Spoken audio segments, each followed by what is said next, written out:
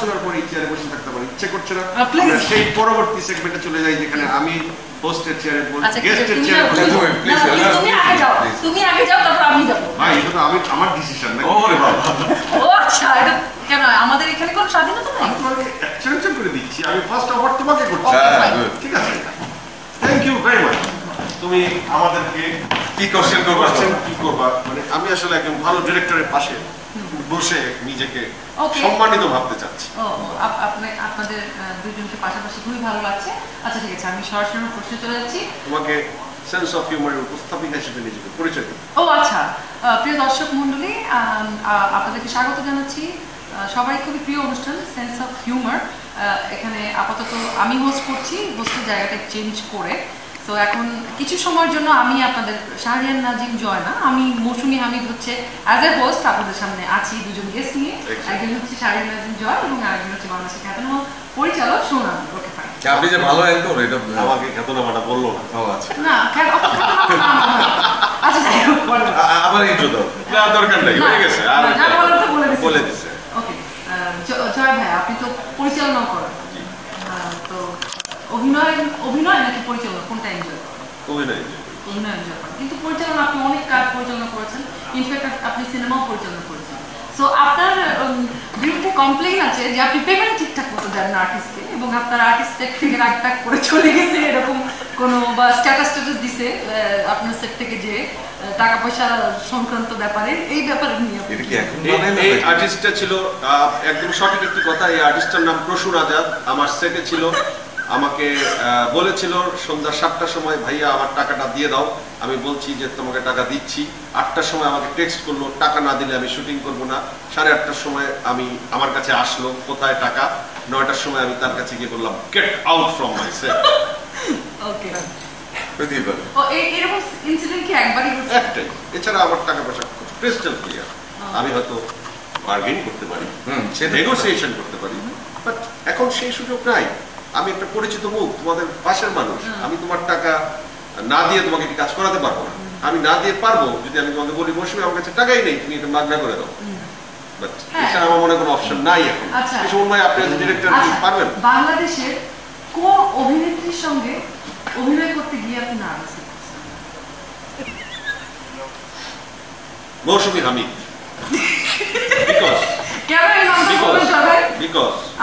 অনেক কেন আমি বলছি, একটি নাটক করেছিলাম এবং সেই নাটকে ভূতের ভয়ে প্রায় ওকে জড়িয়ে ধরতে হতো।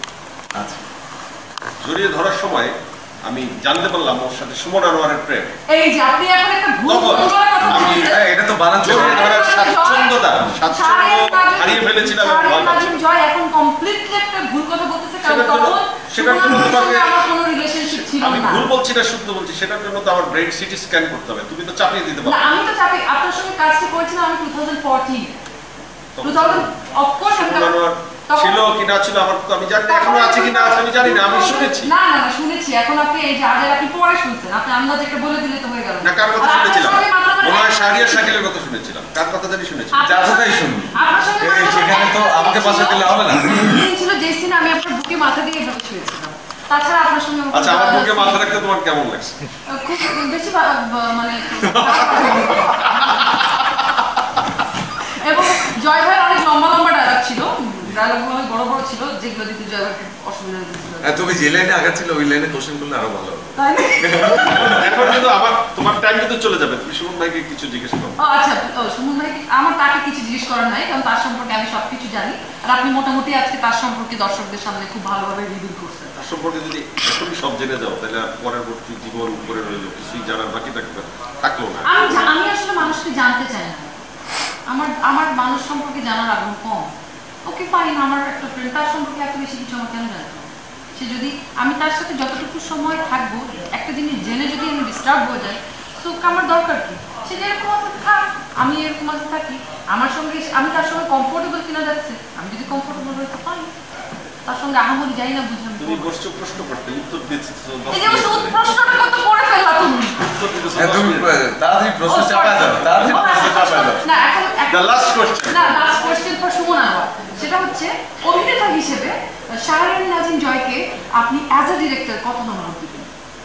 আমি জানি না আপনি তার সঙ্গে কাজ করছেন কিনা, নিশ্চয়ই তার কাজ টেলিভিশনে দেখছেন আপনি। তো সেই জায়গা থেকে তাকে আপনি কত নম্বর দিবেন? 10-এ একদম সঠিক অপিনিয়ন দিতে হবে আপনি।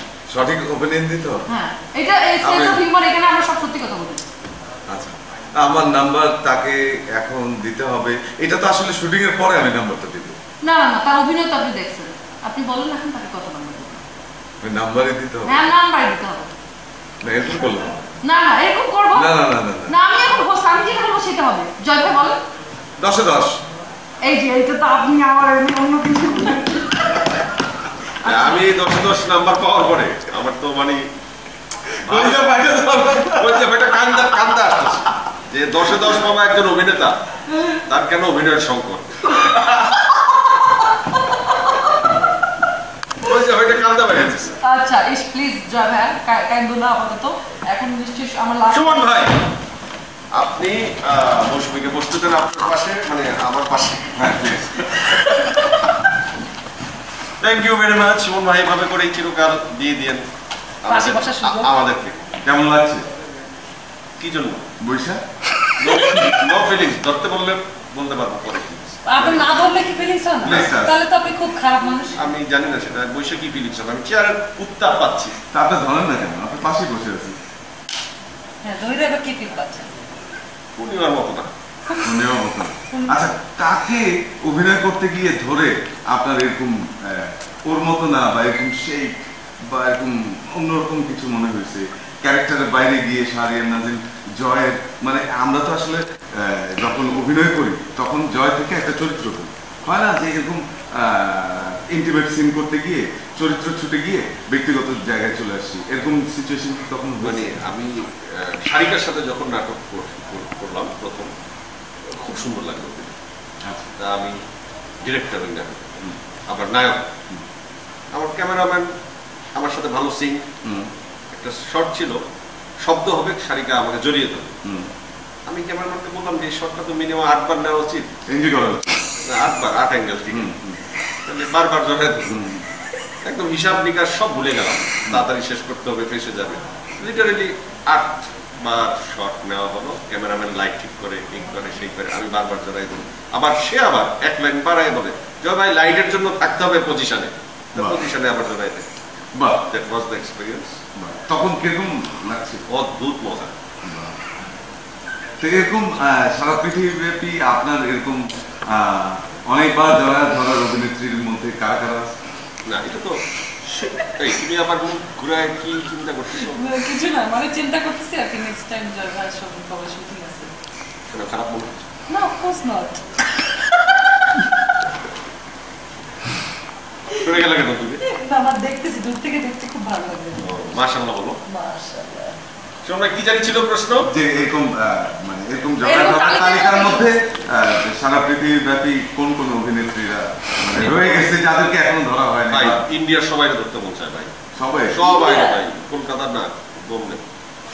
আচ্ছা, শাহরিয়ার নাজিম জয় নাটক কম দেখা যাচ্ছে এবং হোস্টের চেয়ারে বেশি দেখা যাচ্ছে, কারণ নাটক দেখেন হোস্ট করে আমি পপুলার হয়ে গেছি।